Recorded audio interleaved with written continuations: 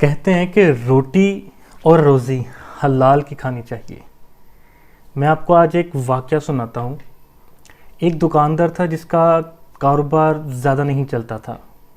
वो बहुत परेशान होता था अपने कारोबार को लेके।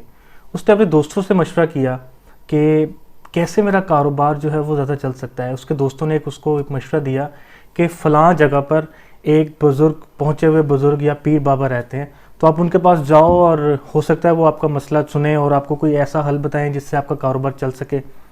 तो वो सोचता है और वो फ़ैसला करता है कि वो उस पीर बाबा के पास जो है वो जाएगा। तो जाता है उनके पास और वो बाबा जी को कहता है कि बाबा जी, मेरा कारोबार जो है वो बिल्कुल नहीं चलता और मैं बड़ा परेशान हूँ। तो बाबा जी उसे एक सलाह देते हैं। वो कहते हैं कि बेटा, नाप तोल पूरा किया करो, बेईमानी ना किया करो। ये सुन के वो दुकानदार अंदर ही अंदर शर्मिंदा हो जाता है। उसको पता है कि वो बेईमान है, वो नाप तोल में कमी भी करता रहा है। तो वो बाबा जी की बात तो सुन लेता है, लेकिन वो ना शर्मिंदा हो जाता है। उसको ये लगता है कि बाबा जी शायद उसके अंदर की बात को जान चुके हैं। बहरहाल वो बाबा जी की बात को पल्ले बांधता है और वापस आ जाता है। वापस आके वो एक असूल अपनाता है। वो ये कहता है अपने ग्राहकों को कि आप खुद तोलो। जब भी उसकी दुकान पर कोई ग्राहक आता था तो वो ग्राहक को कहता था कि आप उसको खुद तोलें। कभी कभार ग्राहक ज़्यादा भी तोल के चले जाते थे, लेकिन इससे उस दुकानदार को क्या फ़ायदा हुआ?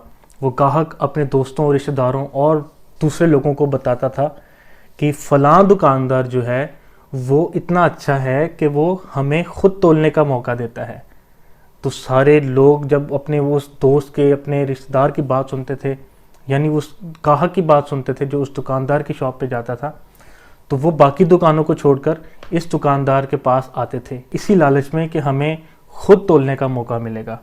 देखते ही देखते उस दुकानदार का कारोबार चल पड़ता है और वो बहुत खुश होता है। और दुकानदार जो है वो एक सोने का तराजू ले लेता है और फिर वो सोचता है अंदर ही अंदर कि मुझे फलां बाबे ने एक बार मशवरा दिया था कि बेटा पूरा तोला करो, तो क्यों ना मैं उस बाबे के पास जाके शुक्रिया भी करूं और उनको बताऊं कि मैं अब कामयाब हूं, मेरा कारोबार ऐसा चल रहा है। और वो बाबा जी के पास जाता है और बाबा जी से वो कहता है कि बाबा जी, मेरा कारोबार अब बहुत ज़्यादा चल पड़ा है।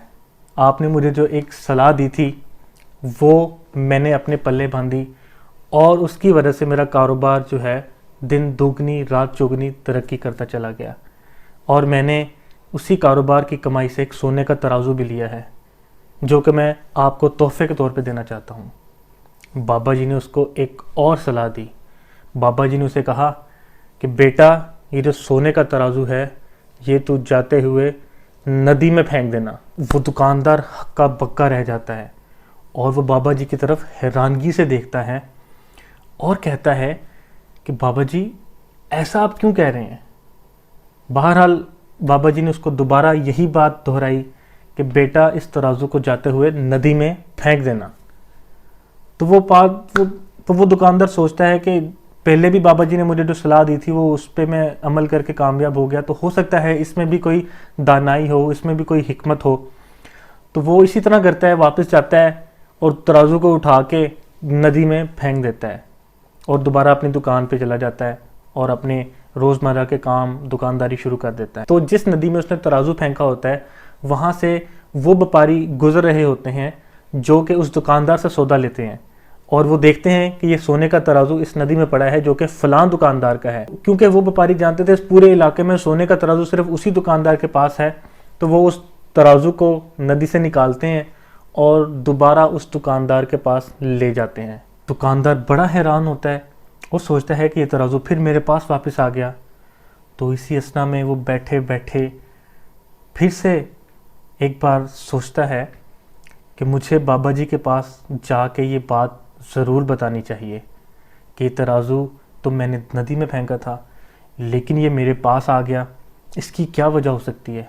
तो वो बाबा जी के पास जाता है और बाबा जी से कहता है कि बाबा जी, जो आपने मुझे बात कही थी, जो तराजू फेंकने का आपने मुझे कहा था वो तो मैंने फेंक दिया था, लेकिन वो मेरी दुकान में फिर वापस आ गया।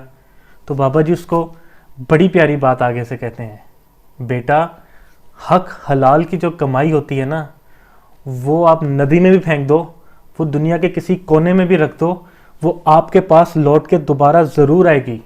तो दोस्तों, बात बहुत अच्छी लगी थी मुझे, तो आपके साथ शेयर कर दी। वो कहते हैं ना कि honesty is the best policy. तो हो सके तो आप अपनी ज़िंदगी में अपनाएं। और अगर आपको ये बात अच्छी लगी है तो लाइक भी कर दो, कमेंट भी कर दो और शेयरिंग भी कर दो। मैं हूं Kashan, on a mission to change you.